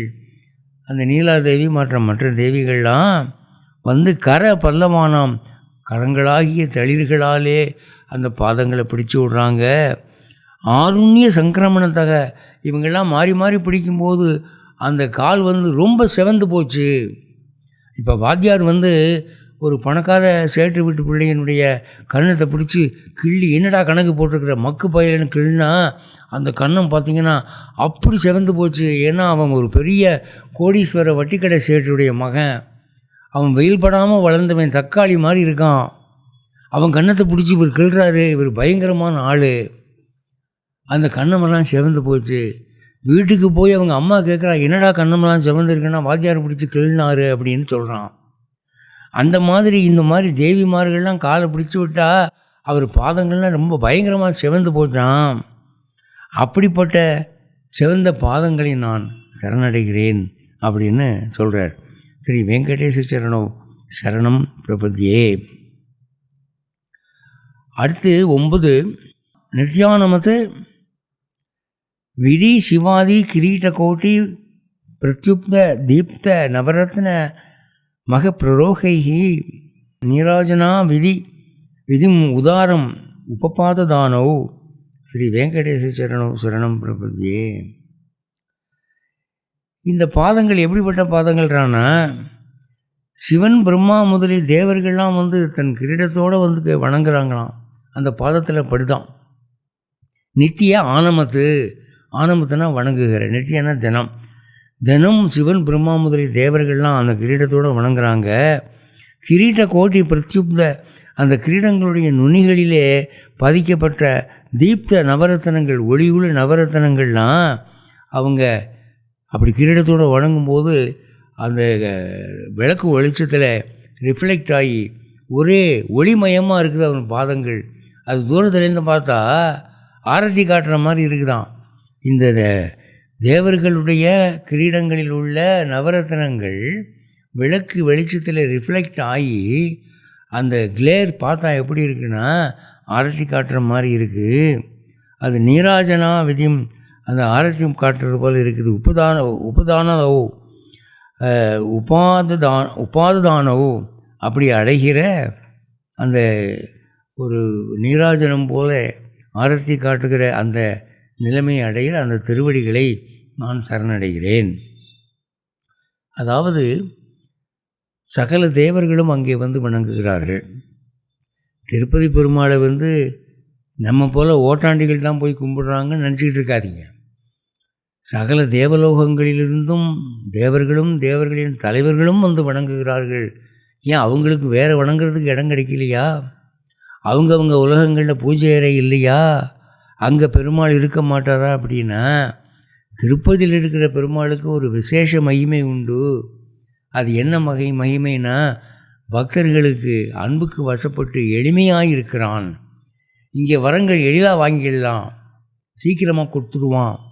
ஏன்னா மனுஷங்க மேலே இறக்கப்பட்டு வந்து அவன் இங்கே கேம்ப் போட்டிருக்கிறான் அப்படின்னு சொல்லி தேவர்கள்லாம் அங்கே வந்து கும்பிடுறாங்கண்ணா. அந்த ஒரு ரகசியத்தை உடைச்சி விடுறார் பிரதிவாதி பயங்கரம் அண்ணா சுவாமிகள். அதனால் திருப்பதி பெருமாளை கும்பிட்டா உங்களுக்கு ஒரு ப்ரியாரிட்டி கிடைக்கும், தேவர்கள்லாம் வந்து வணங்கக்கூடிய இடம் என்று அவர் சொல்கிறார். அப்போ நீங்கள் பிரபத்தி பண்ணும்போது இதெல்லாம் நினைக்கணும். மனித லோகத்தில் இருக்கக்கூடிய திருப்பதியில் தேவர்கள் வந்து வணங்க வேண்டிய அவசியம் என்ன அப்படின்னா, இங்கே அவனுக்கு சிம்பிளிசிட்டி அதிகம், சௌலபியம் அதிகம், எளிமை அதிகம், வாத்சல்யம் அதிகம், அவைலபிலிட்டி ஆஃப் பூன்ஸ் அதிகமாக இங்கே இருக்குது. இது ஒரு ஜாலியாக இருக்கிற நேரம், இங்கே வந்து வாங்கிக்கோங்க. இப்போ ஒரு சீஃப் மினிஸ்டர் வந்து ஒரு பர்த்டே பார்ட்டிக்கு வந்திருக்காரு. அங்கே பார்ட்டியில் எல்லாம் கலந்துக்கிட்டு ஜாலியாக காஃபி இதுன்னு ட்ரிங்க் அடிச்சுட்டு எல்லோரையும் பார்த்து என்னப்பா இப்படி இருக்கேன் சௌக்கியமாக அப்படி இப்படின்னு கேட்டுக்கிட்டு இருக்காரு. அங்கே வந்து நான் வந்து ஒரு பெட்டிஷன் நீட்டுறான், எனக்கு கரண்ட் கனெக்ஷனுக்கு கொஞ்சம் கருணை வைக்கணும் அப்படின்னு. அவர் இருக்கிற ஜாலி மூடில் பக்கத்தில் இருக்கிற செக்ரட்டரியை பார்த்து, ஏய் இதை உடனே அப்ரூவ் பண்ணி விடுப்பா சீக்கிரம், அவனும் ஒரு வாரமாக சொல்லிக்கிட்டு இருக்கான் அப்படின்னு அதை ஜாட காமிச்சிட்டாரு. அதை பார்த்த உடனே இன்னொருத்தன் என்ன பண்ணுறான், உடனடியாக ஓடி போய் ஒரு ஃபுல் ஸ்கேப்பேஜ் பேப்பரை வாங்கிட்டு வந்து மடமடன்னு அவன் அப்ளிகேஷனை எழுதி அவன் நீட்டுறான். சார் இதை கொஞ்சம் பாருங்கன்னு. சரி கவனிப்போம் அப்படின்றாரு. அப்போது இந்த நேரம், இந்த இடம், இந்த மூடு எல்லா சமயமும் கிடைக்காதுல்ல. அது மாதிரி திருப்பதியில் பெருமாள் வந்து நிற்கிறாரு, இந்த வாய்ப்பை பயன்படுத்திக்குவோன்னு சொல்லி தேவர்கள்லாம் வந்து கும்பிடுறாங்க. அவங்க தேவலோக கிரீடத்தோடு கும்பிடுற போது அதில் இருக்கிற ரத்தினங்கள்லாம் விளக்கு வழியில் அப்படியே ரிஃப்ளெக்ட் ஆகி வந்து ஆரத்தி காட்டுற மாதிரி இருக்குது. அப்போ இது தேவர்களுக்காக ஏற்பட்ட இடமா மனிதர்களுக்காக ஏற்பட்ட இடமான்னு சந்தேகமாக இருக்குது அப்படின்னு சொல்கிறார். 10 விஷ்ணோஹோ பதே பரம இதி உதித பிரசம்சௌ யௌ மத்பௌத்ஸ இதி போக்கியதையா அப்பி உபாத்தௌ பூயஸ்ததே இதி தவ பாணித்தல பிரதிஷ்டௌ ஸ்ரீ வெங்கடேச சரணோ சரணம் பிரபத்யே. அதாவது இந்த வேதத்தில் விஷ்ணுவனுடைய பதம்தான் மிக உயர்ந்தவை என்று சொல்லப்பட்டிருக்கு. விஷ்ணோவோ பதே பரம இது உதித பிரசம்சோ. வேதத்தில் இந்த விஷ்ணுவனுடைய பதம்தான் மிக உயர்ந்தது என்று சொல்லப்பட்டிருக்கு. யௌ மத்வ உத்சவ், எந்த பாதங்கள் மத்வ உத்சவ் என்ற வேத மந்திரங்களால் ஸ்தோத்திரிக்கப்படுகின்றன அந்த பாதங்கள் இவை. போக்கியதையா, அதாவது பக்தர்களுக்கு அனுபவத்துக்கு உரியதாக உபபாதோ இங்கே சொல்லப்பட்டிருக்கின்றன. உபபாதோ என்றால் வேதத்திலே சொல்லப்பட்டிருக்கின்றன. பூயஸ்ததே இது, அது உண்மைதான் என்று பெருமாள் அதை கன்ஃபார்ம் பண்ணுற மாதிரி தவ பாணி தல பிரதிஷ்டவு. இங்கே பெருமாள் என்ன பண்ணுறாராம், ஒரு கையை இப்படி வச்சு இந்த இன்னொரு கையினாலே அப்படி காட்டுறார் பெருமாள். இந்த பாதங்கள் தான் வேதங்கள் சுற்றக்கூடிய பாதங்கள் என்று உன்னுடைய கையிங்களாலே நீ எடுத்து காட்டுற. அதனால் அப்படிப்பட்ட திருவடிகளை நான் சரணமடைகிறேன் அப்படின்னு நீங்கள் சொல்கிறார். அதாவது வேதங்கள் விஷ்ணுவனுடைய பதமே உயர்ந்தது என்று சொல்லப்பட்டிருக்கு. அதை என்டார்ஸ் பண்ணி சர்டிஃபை பண்ணி நீயே இப்படி காட்டுற, உண்மைதான் இந்த பாதம் தான் ஏன் அதுன்னு, அப்புறம் நான் விடுவேனா என்று சொல்லி வேதத்தில் சொல்லப்பட்டுள்ள பாதங்கள் இவைதான் என்கிற விசுவாசத்தோடு என்கிற நம்பிக்கையோடு நாம் சரணடைய வேண்டும். திருப்பதி பெருமாளை வெறும் பூலோக சாமின்னு நினச்சிடக்கூடாது என்று இங்கே சொல்கிறார். அடுத்து 11. பார்த்தாய தத் சத்ருஷ சாரதினா துவைவ யௌ தர்ஷிதௌ ஸ்வச்சரணௌ சரணம் பிரஜயதி பூயோ அப்பி மஹ்யமீகதௌ கரதர்ஷிதௌ தே வெங்கடேச சரணௌ சரணம் பிரபத்யே. அர்ஜுனனுக்கு மகாபாரத யுத்த காலத்திலே இதோ என் பாதங்கள், என்னை நீ சரணடைவாயாக என்று சரம ஸ்லோகத்திலே நீ சொன்னாய். சர்வதர்மான பரித்தீச்சு என்ற ஸ்லோகத்திலே உன் பாதங்களை காட்டி கொடுத்தாய். பார்த்தாய அர்ஜுனனுக்காக தத் சதிருஷ சாரதினா, அவனுக்கேற்ற தேரோட்டியாக இருந்து கொண்டு சொன்னாய். நீ பரமாத்மாவாக இருந்து கொண்டு பேசலை, தேரோட்டியாக இருந்து கொண்டு சொன்னாய். அப்படி உன்னால் காட்டப்பட்ட அந்த பாதங்கள் இந்த பாதங்கள் தான் என்று நீ சாட்சி கூறுவது போலே உன் கைகளாலே உன் பாதங்களை நீ காட்டிக்கொண்டு நிற்கிறாய். அது எனக்கு தெரியாமல் இல்லை. இந்த வாய்ப்பை நான் விடுவேனா? அர்ஜுனனுக்கு நீ அன்று காட்டின பாதங்கள் இவைதான் என்று இன்று நீ எனக்கு காட்டுகிறாயே, அதை நான் விடுவேனா? அப்படிப்பட்ட பாதங்களை நான் சரணடைகிறேன்கிறார். பார்த்தாய தத் சதிருஷ சாரதினா, அர்ஜுனனுக்கேற்ற சாரதியாய் இருந்து கொண்டு துவைவ யௌ தர்ஷிதௌ, உன்னால் எந்த பாதங்கள் காட்டப்பட்டனவோ ஸ்வச்சரணௌ சரணம் பிரஜயதி, இந்த பாதங்களை சரணடை, மாமேக்கம் சரணம் பிரஜா என்று சொன்னாய். பூயோ அப்பி, மறுபடி மக்கியம் ஈக எனக்காக இங்கே காட்டுகிறாய். தௌ கரதர்ஷிதௌ ஏ தே, உன் கையினால் காட்டப்பட்ட இந்த பாதங்கள், அப்படிப்பட்ட வெங்கடேச சரணௌ சரணம் பிரபதியே, நான் சரணடைகிறேன். அர்ஜுனனுக்கு நீ சொன்ன அந்த சரம ஸ்லோகத்தை மறுபடியும் நீ எனக்கு இங்கே திருப்பதியில் சொல்லுவதாக நான் உணர்கிறேன். அந்த வாய்ப்பை நான் விடுவேனா என்று சரணடைகிறார். இதெல்லாம் நமக்காக சொல்கிறாரு. அர்ஜுனனுக்கு அவர் சொன்ன சரம ஸ்லோகம் இங்கே ஏழுமலை இல்லை நமக்காக சொல்கிறார் என்று நாம் உணரணும்ங்கிறதுக்காக அதை சொல்கிறார். 12. மன்மூர்த்னி காளிய பணே விகடாடவீஷு ஸ்ரீ வெங்கடாதிரி சிகரே சிரசி சுத்தீனாம் சித்தே அபி அனன்ய மனசாம் சமமாகிதௌ தே ஸ்ரீ வெங்கடேச சரணௌ சரணம் பிரபத்யே. இந்த திருப்பதி ஏழுமலையானுடைய திருவடி இருக்கே, அது எப்படிப்பட்ட திருவடிதானா, என் தலையிலே வைக்கப்பட்டது. அதாவது இந்த வாமனாவதாரத்தில் அவன் திடீர்னு உலகத்தெல்லாம் அளந்தபோது அப்போது என் தலையிலையும் தானே வச்சுருப்பான் காலை. காளிய பணே, இந்த காளியன் என்ற அந்த பாம்பனுடைய தலையில் நாட்டியம் ஆடினான், அவன் தலையில் வைக்கப்பட்டது. அடுத்து விகட அடவீஷு, பரந்த கல்லு முள் நிறைந்த காடுகளிலே சீதையை தேடி அலைந்த ராமனுடைய பாதம் இதுதான். ஸ்ரீ வெங்கடாதிரி சிகரே திருப்பதி மலையின் உச்சியிலே வைத்த பாதம் இதுதான். ஸ்ருதீனாம் சிரசி வேதங்களின் உச்சியிலே வைத்த பாதம் இதுதான். உன்னை தவிர வேறு யாரையும் நினைக்காத பாகவதர்களுடைய மனசில் வைக்கப்பட்ட திருவடி இதுதான். அனன்ய மனசாம், உன்னை தவிர வேறு யாருடைய தியானமும் இல்லாத உத்தம வைஷ்ணவர்களுடைய மனதிலும் வைக்கப்பட்ட திருவடி சமம் ஆகித்தோ. சமமாக எத்தனை இடத்துல என்றாரு? திருப்பதி மலையில் வச்ச பாதம், என் தலையில் வச்ச பாதம், காளியன் என்ற பாம்பின் தலையில் வச்ச பாதம், தண்டகாரண்யத்திலே வச்ச பாதம், கிருஷ்ணாவதாரத்தில் பிருந்தாவனத்தில் வச்ச பாதம், இப்போது திருப்பதி மலையில் வச்ச பாதம், வேதங்களில் வச்ச பாதம், உன்னை தவிர யாரையும் சிந்திக்காத உத்தம வைணவர்களுடைய மனசிலே வைத்த பாதம். அப்படிப்பட்ட பாதத்தை இங்கே நான் பார்க்கிறேன். அந்த பாதத்தை நான் சரணடைகிறேன் அப்படின்னு சொல்கிறார். அப்போ ராமனாகவும் கிருஷ்ணனாகவும் அவதரித்தவன் இந்த திருவேங்கடமுடையான் தான் என்ற ரகசியத்தை சொல்கிறார். அடுத்து 13 அம்லான ஹிருஷித் அவனீதன கீர்ண புஷ்பௌ ஸ்ரீ வெங்கடாதிரி ಶಿಖರಾಭರಣಾಯ ಆಯಮಾನೌ ಆನಂದಿತ ಅಖಿಲ ಮನೋನಯನೌ ತವಯೇತೌ ஸ்ரீ வெங்கடேச சரணோ சரணம் பிரபத்தியே. வெங்கடேஷா, திருவேங்கடமுடையானே, அம்லான ஹிருஷியத்து வாடாமல் மலருகின்ற அவனீதல கீர்ண புஷ்போ, மண் மேலே உன் பாதத்துக்கு முன்னாலே இறைத்து விட்டார்கள்.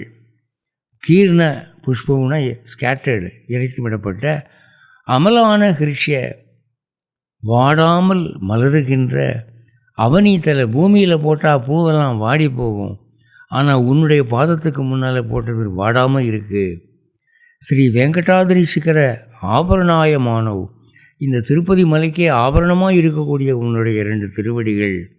ஆனந்தித்த அகில மனோ நயனவ், இந்த எல்லா உலகங்களையும் மகிழ்விக்கக்கூடிய, மனதிலே உற்சாகத்தை ஏற்படுத்தக்கூடிய இந்த திருவடிகள். தவ ஏத்தவ், உன்னுடைய இந்த ஸ்ரீ வெங்கடேச சரணவ் சரணம் பிரபத்தியே. இந்த பூக்களை வாடாமல் பாதுகாக்கிறதுக்கு உன்னுடைய பாத மகிமை. திருப்பதியில் அந்த பாதங்களை, இந்த 7 மலைக்கும் ஆபரணமாய் சிகாமணியாக இருக்கக்கூடிய அந்த பாதங்களை, எல்லோருடைய உள்ளங்களையும் மனங்களையும் மகிழ்விக்கக்கூடிய அந்த பாதங்களை நான் சரணடைகிறேன். வெங்கடேச சரணோ சரணம் பிரபத்தியே அப்படிங்கிறார். அடுத்து அது 13. 14 பிராயக பிரபன்ன ஜனதா பிரதமா அவகாஹ்யோ மாதுகு சனாவிவ சிஷோஹோ அமிர்தாயமானோ பிராப்தௌ பரஸ்பர அதுலாம் துலாந்தரௌ தே ஸ்ரீ வெங்கடேச சரணோ சரணம் பிரபத்தியே. திருவேங்கடமுடையானே, பிராயக பெரும்பாலும் மிகவும் பிரபன்ன ஜனதா அடைக்கலம் புகுந்த சரணாகதர்களுக்கு பிரதம அவகாகியோ முதலில் அனுபவிக்கத்தக்கவைகளாக உள்ளது உன் பாதங்கள் தான். எப்படின்னா, சிஷோகோ மாத்துகு ஸ்தனவிவ, குழந்தைக்கு தாயினுடைய மார்பகம்தான் முதலில் அனுபவிக்கத்தக்க தேவையான உறுப்பு. ஏன்னா பசியில் குழந்தை மார்பகத்திலே தான் பால் குடிக்குது. அதுபோல் சரணடைந்தவர்களுக்கு உன் பாதங்கள் தான் பால் தரக்கூடியவை, அவைதான் தேவைகளை நிறைவேற்றக்கூடியவை. அப்படிப்பட்டவை அவை அமுதமாய் இருக்கின்றவை, நோய்களை நீக்குகிறவை, சாவை போக்குகிறவை, தேவைகளை நிறைவேற்றுகிறவை. அப்படிப்பட்ட அமிர்தாயமானோ பரஸ்பர துலாம், ஒன்றுக்கொன்று ஒப்புமை இருக்கக்கூடிய பாதங்கள், 2ம் ஒத்திருக்கிற பாதங்கள். அப்படிப்பட்ட பிராப்தோ, அந்த ஒப்புமை பெற்றவை. அதுலாந்தரவு, வேறு ஒப்பில்லாதவை, அவைகளுக்கு இணையாக வேறு எதையுமே ஒப்பு சொல்ல முடியாது. தாமரையே சொல்ல முடியாதுன்னா எதையுமே சொல்ல முடியாது. அப்படிப்பட்ட அந்த பாதங்களை நான் சரணடைகிறேன். இது 14. அடுத்து 15 சத்வோத்தரைஹி சதத சேவிய பதாம்புஜேன சம்சார தாரக தயார்திர திருக் அஞ்சலேன சௌமியோபயந்துரு முனினா மம தர்ஷிதௌ தே ஸ்ரீ வெங்கடேச சரணௌ சரணம் பிரபத்யே. சத்வோதரைகி நல்ல குணம் நிறைந்தவர்களால், உத்தம குணமுடையவர்களால், சதத சேவிய பதாம்புஜேன எப்பொழுதும் வணங்கப்படும் பாதங்களை உடையவரும், சம்சார தாரக இந்த பிறவிக்கடலை கடக்கச் செய்யும் தய ஆர்துன கருணையினால் குளிர்ந்த திருக்கஞ்சலேன கடைக்கண்களை உடையவருமான சௌமியோ பயன்திருமுனினா மணவாள மாமுனிகளால் எனக்கு தர்ஷிதோ காட்டப்பட்ட தே சரண உன் திருவடிகளை சரணமாய் நான் பிரபத்தி அடைகிறேன். அதாவது இங்கே ஒரு ரகசியத்தை சொல்கிறார். இத்தனை 14 ஸ்லோகங்களில் பெருமாளுடைய எந்தெந்தோ மகிமையை சொல்லி வந்தார். கடைசி 15வது ஸ்லோகத்தில் சொல்கிறார், இந்த பாதங்களுக்கு வேறு எதுக்கும் இல்லாத ஒரு பெருமை இருக்குது. என்னன்னா, மணவாள மாமுனிகள் என்னுடைய குரு ஆச்சாரியர், அவர் பார்த்து உன் மோட்சத்துக்கு இது தாண்டான்னு கதின்னு காமிச்சிட்டு போட்டார். திருப்பதி ஏழுமலையானுடைய பாதங்கள் தான் உனக்கு கதின்னு காமிச்சிட்டு போயிட்டார். அதுதான் பெரிய பெருமை. திருப்பதி ஏழுமலையானுக்கு இருக்கிற எந்த பெருமையை விட மிகப்பெரிய பெருமை மணவாள மாமுனிகளால் எனக்கு காட்டப்பட்ட பாதங்கள் இந்த பாதங்கள். அந்த பாதங்களை நான் சரணடைகிறேன். என்னென்னா, ஒரு ஆச்சாரியர் மூலமாக பெருமாள் காட்டப்படும் போது, ஒரு குரு மூலமாக காட்டப்படும் போது அந்த மகிமையே வேறு. ஏன் அப்படின்னு சொன்னால், குரு பரம்பரைன்னு எடுத்துக்கிட்டிங்கன்னா, ஒரு பெருமாளை நாம நேரடியாக போய் செவிக்கிறத விட ஒரு குரு காட்டி கொடுக்குற போது அன்று வரை அவர் பெருமாளிடம் சம்பாதித்து வைத்திருக்கிற அன்பு என்ற செல்வாக்கு நம்மை தேடி வருகிறது. பெருமாள் அவருக்காக நமக்கு அருள் செய்கிறார். அந்த குரு சாமானியமானவரா? அவருடைய குருவுடைய அருளும் அங்கே சேர்ந்திருக்கும். அந்த குரு சாமானியமானவரா? அவருடைய குரு, அவருடைய குரு, அவருடைய குரு என்று ஒரு குரு பரம்பரையை பல மகான்களுடைய அன்பை சம்பாதித்து அந்த கிருபையினாலே ஏகப்பட்ட பெருமாளுடைய கிருபா கடாட்சம் 1+1+1+1 எக்கச்சக்கமாக இருக்குது. அங்கே அவ்வளவும் என்னுடைய குரு மூலமாக, மணவாள மாமுனிகள் மூலமாக எனக்கு காட்டப்பட்டிருக்கு. அப்போ பெருமாள் பரம சுலபனாய் மொத்தமாக சேர்றான். என்னுடைய பக்திக்காக இல்லை, இந்த குரு பரம்பரையினுடைய பக்திக்காக. அப்போ என்ன ஆகுது அப்படின்னா, வாக்கு பலிக்குது. அந்த குரு கவலைப்படாத, பெருமாள் காப்பாற்றுவார்னு சொல்லும்போது அந்த வாக்கு பலிதமாகுது. ஒரு மனிதனை காப்பாற்றுவது அவன் படித்த படிப்பினால் அல்ல, அவனுடைய பக்தியினால் அல்ல, அவன் கற்ற வேதங்களாலும் மந்திரங்களாலும் அல்ல. அவன் காக்கப்படுவது எதனாலே என்றால் அந்த ஆச்சாரிய பரம்பரையினுடைய கருணையினால். அதில் தான் அங்கே வாக்கு பலிதமாகுது. இவன் ஒருத்தனை ஆசீர்வாதம் பண்ணால் பலிக்குது, இவருடைய குருவுடைய வாக்கு பலிக்குது.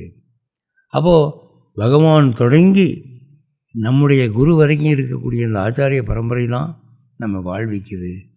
அதில் தான் எல்லாருமே மகான்களாக பேர் பெறுகிறார்கள். ஒரு சின்ன உதாரணம் சொல்கிறேன். இப்போ திண்டுக்கல் பக்கம் கன்னிவாடின்னு ஒரு ஜமீன்,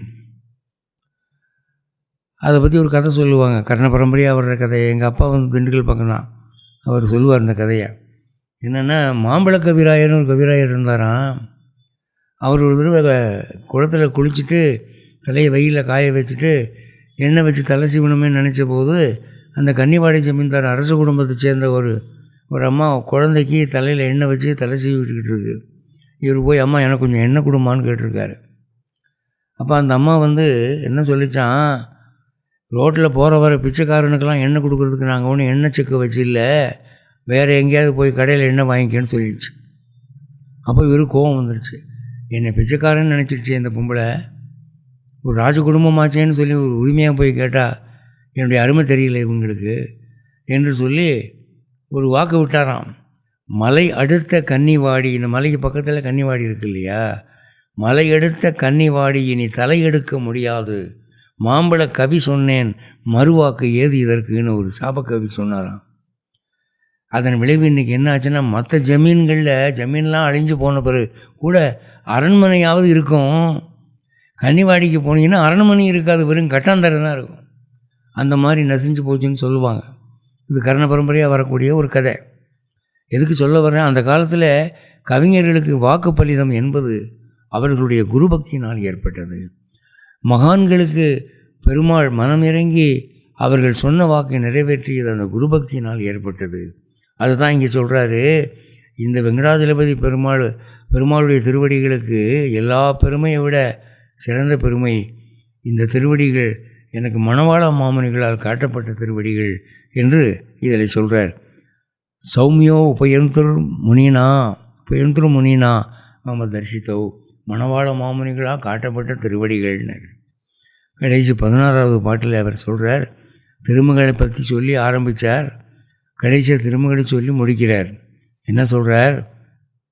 ஸ்ரீயா கட்டிகையா தொத் உபாய பாவே பிராப்பியே துவயி ஸ்வயம் உபேயதையா ஸ்புரந்தியா நித்யாசிரித்தாய நிரவத்திய குணாய துப்பியம் ஸ்யாம் கிங்கரோ விஷாகிரீஷ ந ஜாத்து முக்கியம். இது என்ன சொல்கிறார்? திருவேங்கடமுடையானே, விஷகிரீஷா, ஸ்ரீஷா திருமகள் நாதனே, நீ உன்னை அடைவதற்கு உபாயமாகும்போது ஸ்வயம் கட்டிகையா என்னை உன்னோடு சேர்த்து வைக்கிறவளாக இருக்கிறவள் மகாலட்சுமி. தொயி பிராப்பிய உன்னை அடைகிற போது ஸ்வயம் உபேயதையா புரந்தியா உன்னோடு சேர்ந்து இருந்து எங்களால் வணங்கப்படுகிறவளாக இருக்கிற எஜமானியாகவும் இருக்கிற அந்த திருமகளால் அடையப்பெற்றவன் நீ. நித்திய ஆசிரித்தாய நிரவத்திய குணாய எந்த விதமான குற்றங்களும் இல்லாத நற்குணம் உடையவனுமான துப்பியம் உனக்கு கிங்கரக தொண்டனாக ஷியாம் இருப்பேன். ஜாத்து ஒரு காலம் மக்கியம் எனக்கு கிங்கரனாக நான் இருக்க மாட்டேன்.